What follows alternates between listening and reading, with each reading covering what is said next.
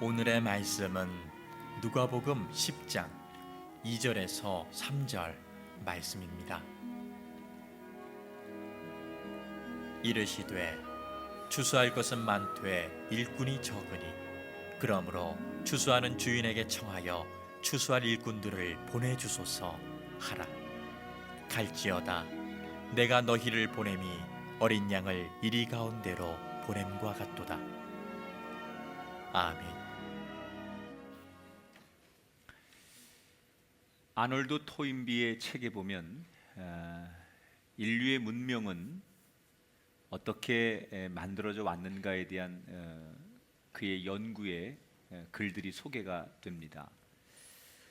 특히 아놀드 토인비는 인류의 역사와 문명은 도전과 응전의 개념을 통해서 만들어진다라는 얘기를 그의 책에서 소개하는데, 한 예로 이집트의 문명이 어떻게 만들어졌느냐에 대한 소개를 하지요.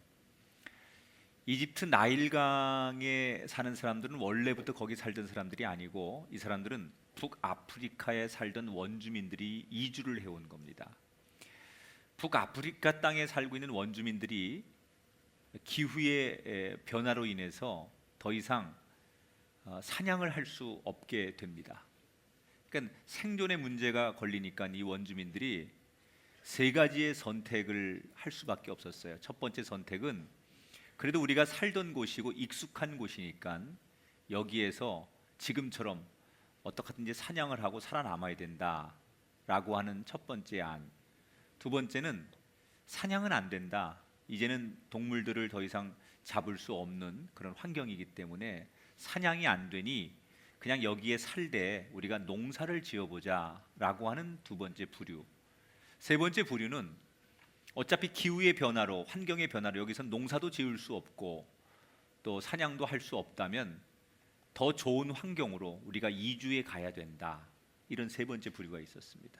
그러니까 세 가지를 놓고 각각의 의견을 얘기하다가 첫 번째를 선택한 사람들은 시간이 지나면서 역사 속에 사라지게 되죠. 두 번째를 선택한 사람들도 역시 그냥 그곳에 살면서 농사를 지으려고 하다가 역사 속에서 존재가 사라지게 됩니다. 그리고 세 번째를 선택한 사람들, 새로운 땅을 향해 가자. 그리고 찾아온 것이 이집트의 나일 강변이었어요. 물이 있고 땅이 아주 비옥한데, 문제는 농사를 짓기만 하면 우기 때 홍수가 나서 기껏 농사 지은 것들이 사라지고 주변에 코브라, 독사, 맹수들이 득실거려서 어려움을 겪게 됩니다. 이때 이 아프리카에서 이주해온 나일강에 정착을 한 사람들은 매년 찾아오는 이 자연의 도전 앞에 저항을 하기로 마음을 먹습니다. 그리고 홍수가 어느 시기에 많이 나느냐, 이것을 나름대로 자기들이 잘 1년 동안 분석해서 홍수 나는 때를 예측하고 준비하기를 시작합니다. 그래서 천문학을 연구하기 시작하는 거예요. 하늘의 별을 보고 달을 보고, 그리고 바람의 이런 풍량 또는 바람의 양, 뭐 이런 것을 보면서 언제쯤 하늘을 보면 비가 많이 내릴 것 같다라는 것을 나름대로 자기들이 연구하기 시작하죠. 그리고 물이 범람한 이후에 경지 측정을 위해서 기하학을 발전시키게 되고, 물을 넘지 못하도록 제방 공사를 하고, 그러다 보니 도르래가 발명되고 수레를 만들게 되는 거예요. 이렇게 자기들에게 주어진 자연 속에서 어려움을 이겨보려고 나름대로 노력하면서 자연스럽게 그들의 기술들이 먼 훗날 피라미드를 만들 수 있게 했고, 찬란한 이집트의 문명과 수메르 문명의 모태가 되었다는 거죠. 이 자연의 도전, 홍수라고 하는 거대한 이 도전에 대해서 응전한 사람들만이 문명을 만들고 발전시키더라. 이게 아놀드 토인비의 역사학자의 평가예요. 아놀드 토인비는 이 책에서 이런 부류의 사람들을 가리켜서 이렇게 부르고 싶다라고 정의하지요. 창조적 소수. 한번 따라합시다. 창조적 소수. 이 창조적 소수라고 불려지는 이런 사람들을 통해서 결국 기적은 생기는 거고 인류는 발전해 가는 것이다. 여러분, 우리는 대개 많이 모여야만 기적이 일어난다고 생각합니다. 많은 사람이 모여야만 엄청난 힘이 나온다고 생각합니다. 그런데 아놀드 토인비의 얘기는 그렇지 않습니다. 언제나 역사 속에는 많은 군중들을 통해 역사가 일어나는 게 아니라 소수의 창조적인 도전적인 생각을 갖는 사람들을 통해서 역사와 문명이 만들어진다는 거예요. 여러분, 신앙에도 저는 동일하다고 생각해요. 세상 사람들은 신앙을 가진 우리들에게 도전합니다. 여러 가지 악으로, 유혹으로, 또는 이런저런 온갖 소문으로 우리를 흔듭니다. 교회를 흔들어요. 근데 그때마다 세상이 도전해 오는 그 도전 앞에 신앙인들이 그 자리에 편안하게 있으면 결국 그 신앙은, 그 성도는, 그 교회는 언젠가 사라지고 망하고 맙니다. 그런데 도전해 오는 세상의 악과 창조적으로 맞서서 싸우고 어떤 유혹을 해와도 그 유혹 앞에 견디고 다시 도전하는 그런 성도들이 있으면 그 성도와 그 교회와 그 공동체는 번창해요. 성경은 이런 사람들을 뭐라고 부르느냐? 제자라고 불러요. 아놀드 토인비는 창조적 소수라고 불렀다면 성경은 이렇게 도전해오는 유혹과 세상의 악으로부터 가만히 있지 않고 맞서 싸워서 이겨보려고 하는 이런 창조적인 사람들을 성경은 제자라고 부른다는 거예요. 여러분, 제자들은 세상의 악과 싸우는 거예요. 세상의 흐름과 싸우는 거예요. 세상의 유혹과 싸우는 거예요. 여러분에게 한번 질문하겠습니다. 여러분은 창조적 소수, 성경이 말하는 제자이십니까? 아니면 오늘도 수없는 군중들 틈바구니에서 이름도 없는, 존재도 없는 그 한 사람으로 묻어가며 살고 계십니까? 하나님이 여러분에게 원하시는 것은 작지만, 다수에 비하면 아무것도 아닌 하나밖에 아니지만 여러분이 하나님 눈에 제자가 되기를 원하십니다. 우리는 그 꿈을 이루며 살아가는 도전적인 사람이 되어야 할 줄 믿습니다. 세상은 많은 게 좋은 거예요. 민주주의라고 하는 것은 다수의 원칙. 근데 이 민주주의가 다 좋은 건 아닙니다, 여러분. 다수가 다 옳다고 해서, 많은 쪽이 옳다고 해서 그게 정의냐? 그건 아니에요.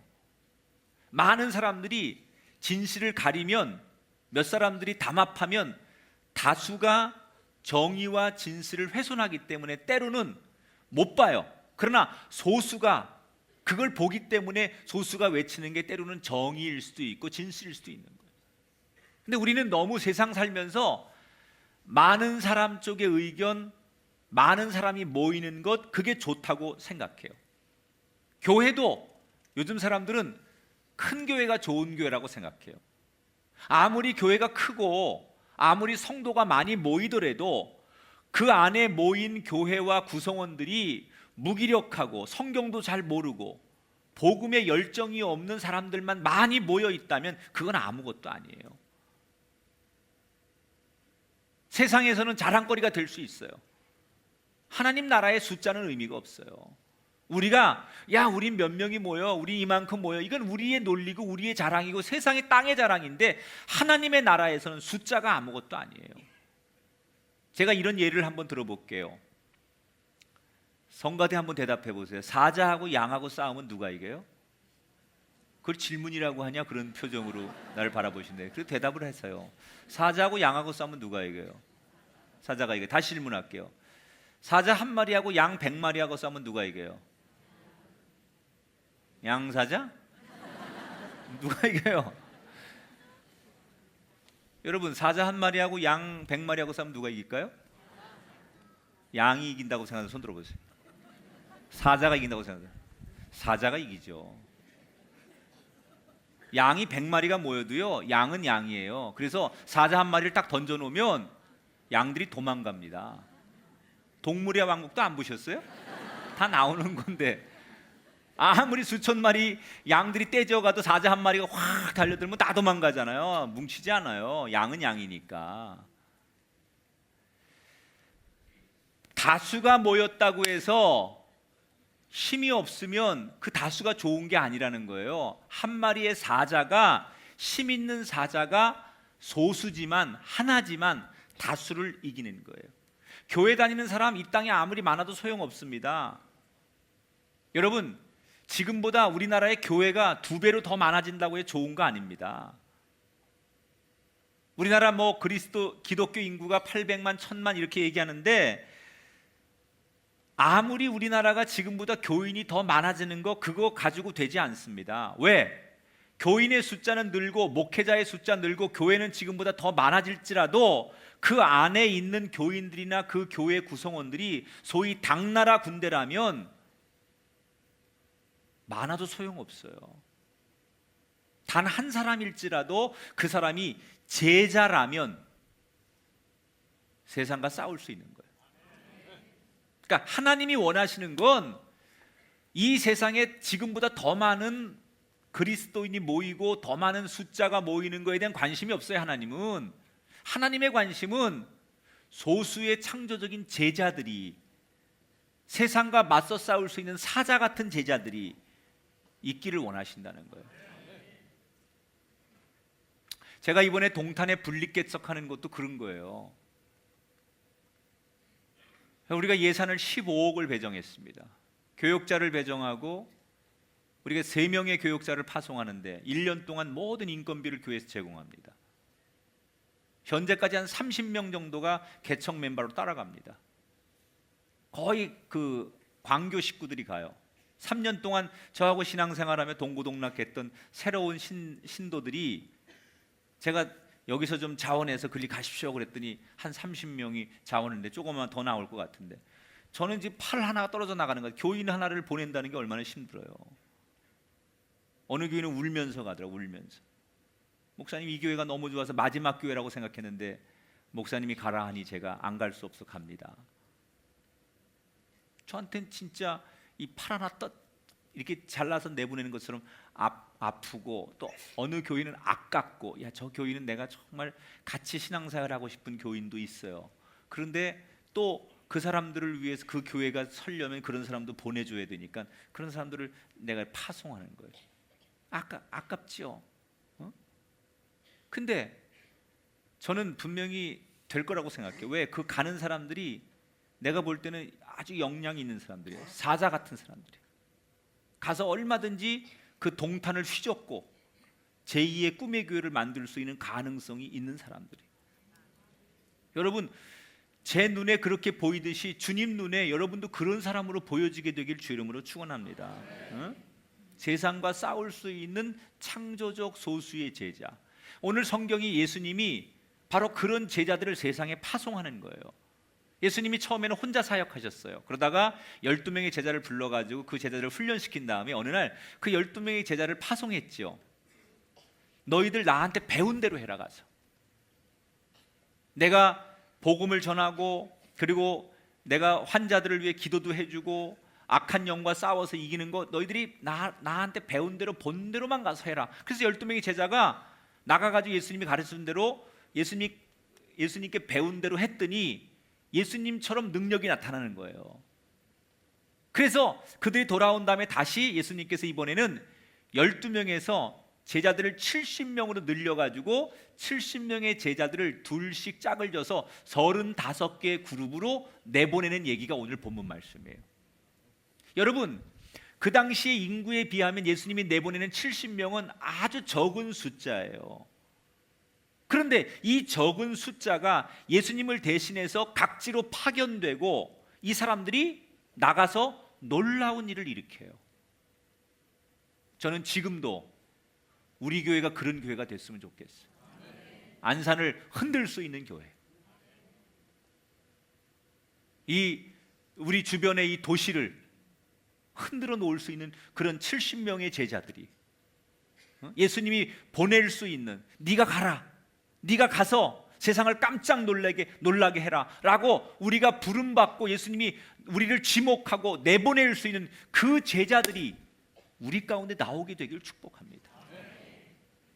그러니까 예수님이 보낼 때 그냥 보내신 게 아니에요. 오늘 성경에 보니까 마태복음 28장 18절 이런 말이 있어요. 예수께서 나와 말씀하여 이르시되 하늘과 땅의 모든 권세를 내게 주셨으니.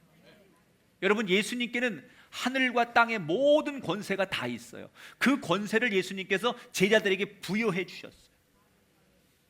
대통령이 대사를 임명하고 군대의 참모총장을 임명하는 건 뭐예요? 대통령이 갖는 권한을 다 부여하는 거예요. 대통령에게 있는 그 통치권을 부여하는 거예요. 여러분, 하나님이 여러분을 제자로 부르신다는 건 뭘 말하는 줄 알아요? 하나님이 가지고 있는 권세, 하늘의 권세, 땅의 권세를 여러분에게 부여하는 거예요. 제자가 된다는 것은 여러분 나를 희생하고 약하게 살고 볼품없이 살고 비참하게 사는 게 아니에요. 하나님의 모든 권세를 부여받는 게 제자예요. 제자됨은 자랑이에요. 제자됨은 우리의 꿈이어야 돼요. 제자됨이 우리의 소망이 돼야 돼요. 제자라는 것은 세상을 도전하는 거예요.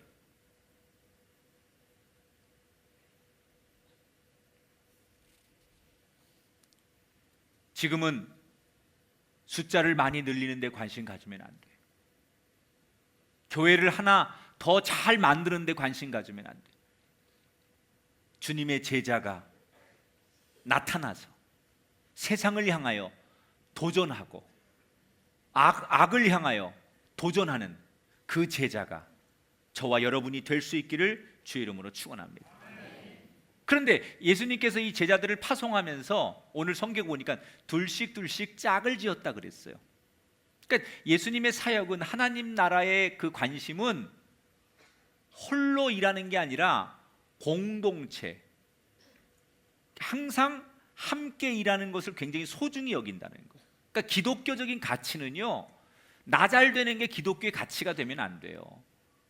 나 잘 되고자 하나님 나 잘 되게 해주세요. 하나님 우리 가정 잘 되게 해주세요. 내 자식들 잘 되게. 이건 기독교의 가치를 모르는 사람들의 기도예요. 기독교의 가치는 함께 잘 되게 하는 거예요.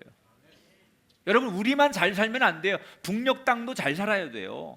인류가 잘 돼야 돼요. 이 지구라는 공동체가 함께 잘 돼야죠. 어느 나라는 잘 먹고 잘 살고 나머지는 다 가난하고 못 먹고 우리가 약육강식으로 강한 자가 되어서 약한 자들을 뺏어서 잘 되는 그런 부를 원하는 나라가 되면 안 되고, 그런 인생이 되면 안 돼. 그건 세상의 방식이에요. 그런 세상의 방식이 아니라 더불어 잘 되는, 내가 잘 되는 만큼 너도 잘 되는 복, 이게 하나님이 꿈꾸는 나라예요. 그래서 예수님은 하늘나라의 일을 맡기는 제자들에게 너 혼자 해봐, 그게 아니라 공동체, 둘씩 짝을 지어서 보내시는 거예요. 여러분, 세상에 제일 힘든 일 가운데 하나가 뭐냐면 사람을 훈련하고 변화시키는 거예요. 그 가르치는 거예요. 제일 힘든 일이요, 남을 설득하고 그 사람을 훈련해서 변화시키는, 이게 제일 힘들어요. 자, 오늘 성경 1절에 볼게요. 예수님께서 가시려는 각 동네와 각 지역별로 둘씩 예수님보다 앞서서 제자들을 보냈다 그랬어요. 사도 바울도 선교 여행 다닐 때 혼자 가지 않고 바나바나 또 실라 이렇게 늘 이 짝을 이루어 다녔습니다. 따라합시다. 하나님의 나라는 홀로 가는 것이 아니라 함께 가는 것입니다. 믿으십니까? 여러분, 나만 신앙생활 잘하는 걸로 만족하지 마세요.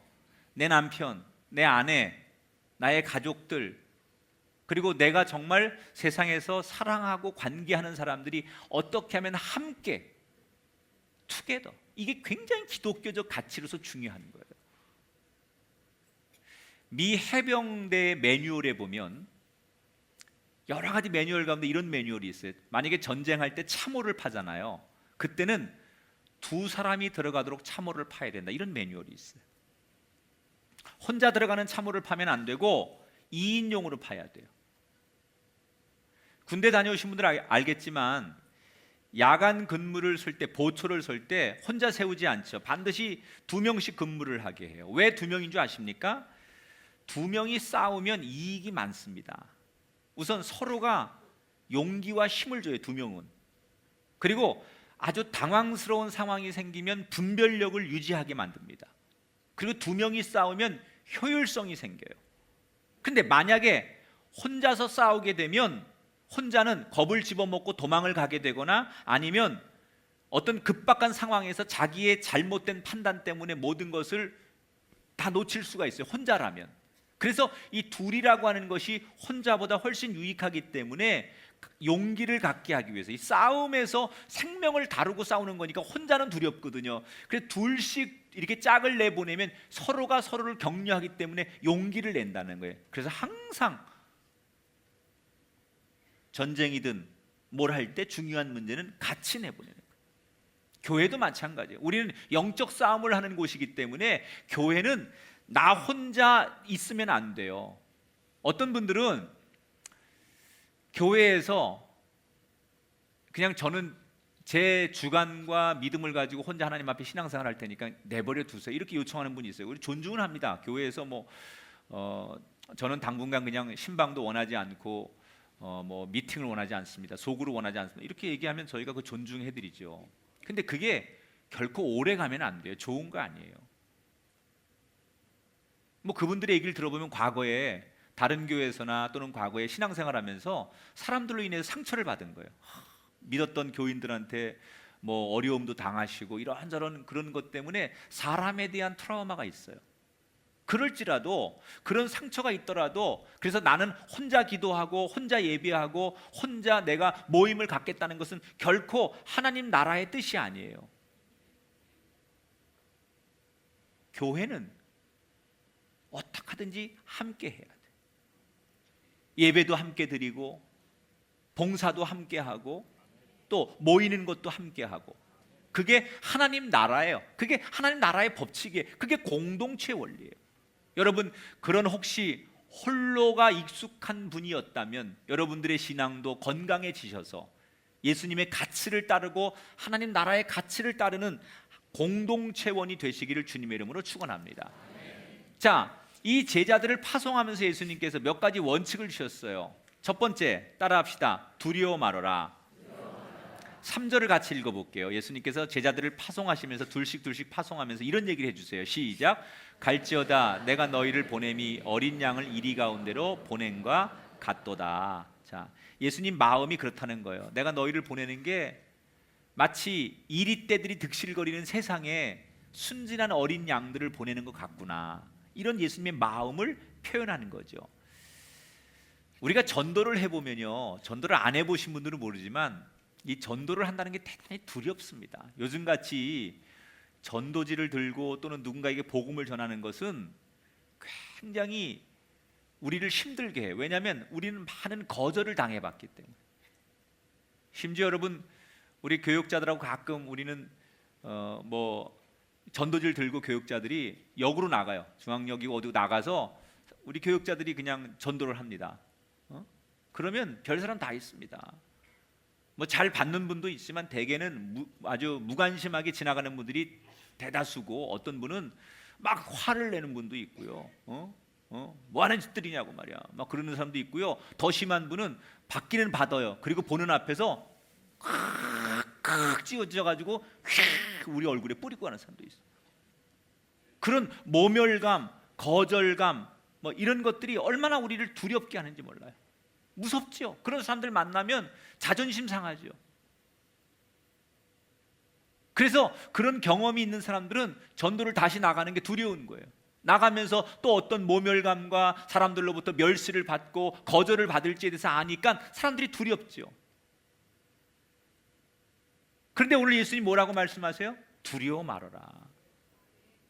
이리떼들이 많은, 너희들을 무섭게 하고 너희들을 거절하고 너희들을 향해서 분노케 하고 화나게 하는 그 이리떼를 향해 너희들이 들어가는 양이지만 두려워 말아라. 왜 두려워하지 말라고 예수님 말씀하느냐? 19절에 이유가 있어요. 같이 읽어봐요. 시작. 내가 너희에게 뱀과 정갈을 밟으며 원수의 모든 능력을 제어할 권능을 주었으니 너희를 해칠 자가 결코 없으리라. 할렐루야.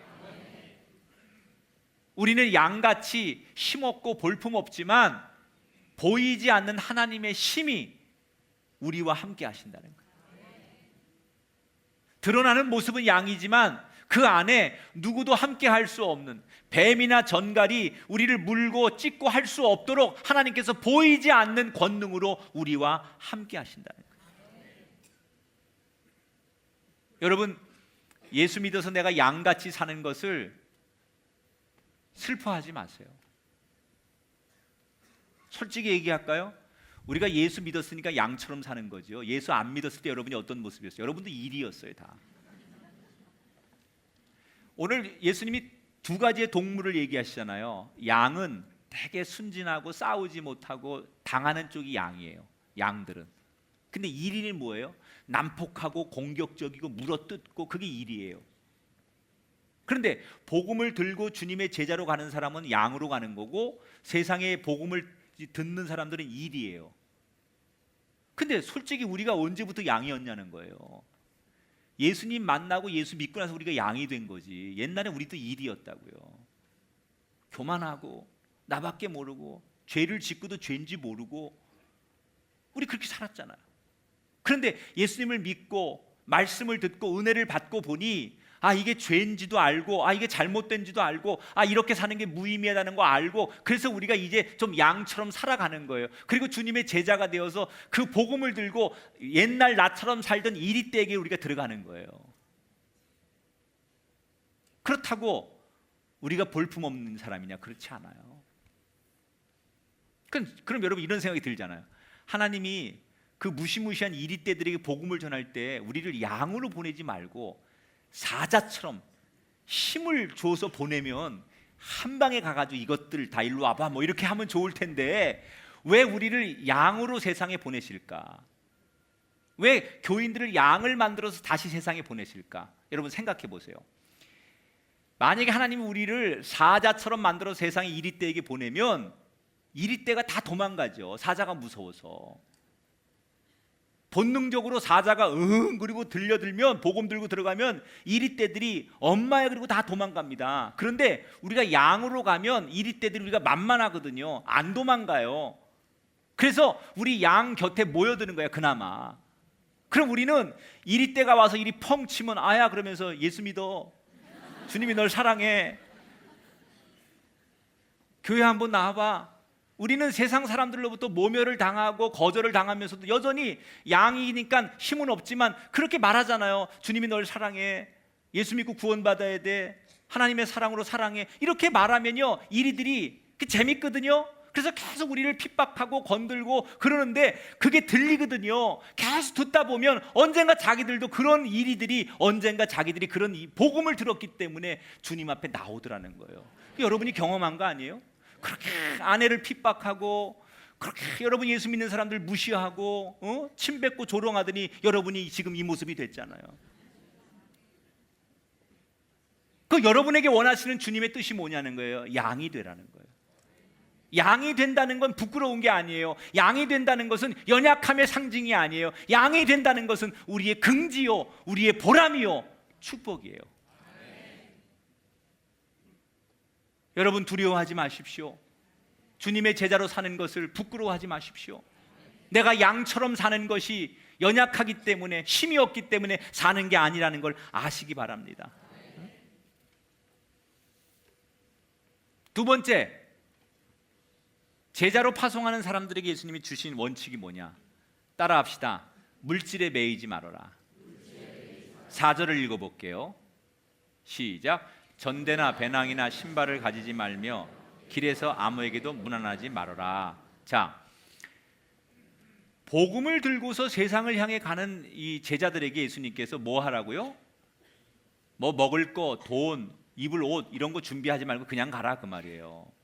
아니, 우리가 하루 이틀 여행을 가도요, 요즘 사람들이 얼마나 많이 준비성이 있습니까? 그저 여행 중에 입을 옷과 먹을 거, 화장품 뭐 다 준비하는 세상인데, 아니 세상을 향해 장기간 동안 복음을 들고 나가는 선교 여행을 하는 제자들에게 예수님께서 아무것도 준비하지 말고 그냥 가라. 돈, 옷 이런 거 준비하지 말고 그냥 가라. 이게 좀 우리가 납득이 안 가죠. 무슨 일을 하는데 이렇게 준비성이 없어가지고 일이 되겠느냐. 그럼 예수님은 지금 제자들에게 아무 준비성 이런 거 필요 없다, 그렇게 말씀하시는 걸까요? 그게 아니고 예수님의 의도는 하나님의 도우심, 너희들을 향한 예비하심을 믿고 가라는 거예요. 적어도 내가 주님의 제자라면 세상의 돈을 의지하거나 세상의 방법, 내 경험 의지하지 말고 하나님의 이름으로 나를 향한 하나님의 도우심, 예비하심, 준비하심을 믿고 나가라는 거예요. 우리는 너무 걱정이 많아요. 염려가 너무 많아요. 그래서 우리는 항상 있으면서도, 지금 먹을 게 있으면서도 내일은 뭐 먹지? 이거 다 떨어지면 어떻게 하지? 그런 걱정 속에 사는 사람이 현대인들이에요. 마태복음 6장에 나오는 말씀, 무엇을 먹을까, 무엇을 마실까, 무엇을 몸을 위하여 무엇을 입을까 염려하지 말아라. 이게 우리 염려 아니에요? 뭘 먹지, 뭘 입지, 노후는 어떻게 살아야지, 자식들은 어떻게 키워야지, 얘들 결혼은 어떻게 시켜야 되지, 그러면 돈은 얼마나 필요한데 어디서 구해? 이게 인간의 여러분 고민 아니에요? 근데 예수님 뭐라 그래요? 예수 믿으면, 주님의 제자가 되면 그런 걱정하지 말아라 이거예요. 왜? 주님이 도우시고, 주님이 준비시키고, 주님이 예비하신다는 거예요. 세 번째, 따라합시다. 어느 곳에 가든지 축복하라. 5절에 보니까 너희들이 어느 집에 들어가든지 제일 먼저 말하되 이 집에 평안이 있을지어다 이렇게 말해라 그랬어요. 자, 제자들이 파송을 받아서 복음을 들고 나가서 제일 먼저 하는 일이 뭐예요? 중요한 일이 뭐예요? 어느 곳에 가든지 평화를 전하는 거예요. 여러분, 복음은 뭐가 복음이에요? 사랑을 전하고 평화를 전하는 거예요. 기독교는 궁극적으로 다툼이 있고 싸움이 있고 갈등이 있는 곳에 평화를 전하고, 마음이 불안해서 견딜 수 없는 사람들에게 평화를 전하는 게 기독교예요. 그게 전도예요. 뭐가 전도입니까 여러분? 사람들을 가서 위로해주고, 그 마음속에 갈등이 있고 싸움이 있고 다툼이 있는 곳에 가서 그것을 기쁘게 해주고 평화롭게 해주는 게 기독교의 복음이에요. 인간이 막 머리를 맞대고 싸우고, 막 여야가 싸우고 진보와 보수가 싸우고 나라와 나라가 막 싸운다고 해서 평화가 만들어져요? 역사 속에 인간이 머리를 맞대고 어떻게 하면 평화할까, 그리고 다투고 회의해서 평화가 만들어진 적이 있어요? 없어요. 평화는, 따라합시다, 평화는 하나님 주신 선물입니다. 평화는 선물이죠. 인간이 만드는 게 아니에요. 여러분 착각하고 있어요. 지금 예수님 당시에 이 제자들을 파송할 이 당시에는 사람들이 예수님이 말하는 평화는 샬롬이에요. 샬롬. 그런데 세상 사람들이 그 당시 말하는 그 평화는 팍스 로마나예요. 이게 무슨 얘기냐면 그 당시 전 세계는 로마가 다 지배를 하고 있었어요. 예수님이 살던 유대 땅도 로마의 식민지였어요. 그래서 로마의 군인들이 와서 지배하는 거예요. 그리고 그 군인들에 의해서 통솔하고 그 군인들의 명령을 따르면 그냥 아무 문제 없이 살아가는 거고, 그 군인들에게, 로마에게, 황제에게 저항을 하면 그 사람들을 잡아다가 십자가에 못 박아 죽이는 거예요. 피를 흘려서 그 빨간 피가 철철철 흘러 넘치는 그 피 냄새를 맡으면서 평화를 유지하는 게 로마의 평화였어요. 성경이 말하는 평화는 그런 세상의 논리와 힘의 평화가 아니라 샬롬, 하나님이 주시는 선물. 여러분, 여러분들의 힘으로 평화를 만들고 여러분들의 힘으로 성공을 만드는 거 한계가 있어요. 우리나라가 언제까지 경제가 성장하고 언제까지 여러분 우리가 뭐 쭉쭉 잘 나갈 것 같아요? 여러분의 개인의 인생이 한계가 있어요. 김 목사도 한계가 있어요. 하나님이 부어주셔야 돼요. 하나님이 허락하셔야 돼요. 하나님이 선물로 주셔야 돼요. 그게 샬롬이에요. 우린 그걸 전하는 거예요. 인간의 한계를 뛰어넘는 샬롬을 전하는 게 복음이라는 거예요. 여러분에게 오늘 샬롬이 임하게 되길 축원합니다. 평화는 인간이 만드는 게 아니에요. 휴전선 거나서 이게 인간이 이거 강제로 휴전선 거놓고서 남북이 지금 평화합니까? 전 진짜 요즘 나라를 위해서 우리가 기도 많이 해야 된다고 생각해요. 어떤 분이 그래요. 목사님, 내가 예수 믿은 지 60년 됐는데 60년 전이나 지금이나 늘 교회 가면 항상 기도 제목 가운데 하나가 나라를 위해, 대통령을 위해, 뭐 위정자를 위해 기도하는데 제발 그 지긋지긋한 뻔한 기도 이제 그만하시죠 그래 나보고. 무슨 소리입니까? 우리가 그 60년 동안 매일같이 그렇게 기도하니까 이 나라가 이만큼 되는 거예요. 여러분, 아침이 되면 땅에 이슬이 내려서 보이지 않는 이슬이, 매일 같은 그 이슬이 이 자연을 만들고 이 옥토를 만들고 세상을 만드는 거예요. 산소를 만들고. 그 뻔한 이슬이 내리지 않으면 안 돼요. 뻔하게 매일같이 이렇게 숨 쉬는 이 숨을 안 쉬면 여러분 안 되는 거예요. 우리가 뻔한 것 같지만 그 기도가 있어야 하나님이 이 땅에 선물을 주시는 거예요. 평화를. 만약에 저렇게 지금 북한이 상황 판단 못하고 저렇게 될 때 미국이 괌이나 여러분 그 하와이 정도를 만약에 자기들이 자국의 영토가 위협을 한다고 생각하면 선제 타격할 수도 있거든요. 정말로 이라크를 선제 타격하듯이 저거 안 되겠다. 우리가 먼저 한번 하자. 그래서 여러분 정말 일어나면 원하지 않는, 우리가 전혀 원하지 않는 그런 정말 불행한 일이 생길 수, 그런 일이 생길 수 있다니까요. 그래서 우리가 기도해야 되는 거예요. 하나님, 사람들에 의해서 미국이 개입하고 무슨 이게 사람들의 정치권이 개입하는 거 가지고 안 됩니다. 하나님이 개입하셔야 됩니다. 하나님 이 땅을 긍휼히 여겨주시고 이 땅에 평화를 주시고 하나님 이 땅을 하나님 사랑해 주시옵소서. 우리의 기도가 있어야 되는 거예요. 이게 형식이 아닙니다. 기독교인들이 기도한다고 세상 사람들이 뭐라 그럴지 몰라도 우리는 하나님의 선물을 기대해야 돼요. 여러분의 가정에 여러분에 의해서 만들어지는 평화가 아니라 하나님이 주시는 선물이 임하기를 주의 이름으로 축원합니다. 내 마음에 한 노래 있어 나 즐겁게 늘 부르네. 이 노래를 부를 때에 큰 평화 임하도다. 평화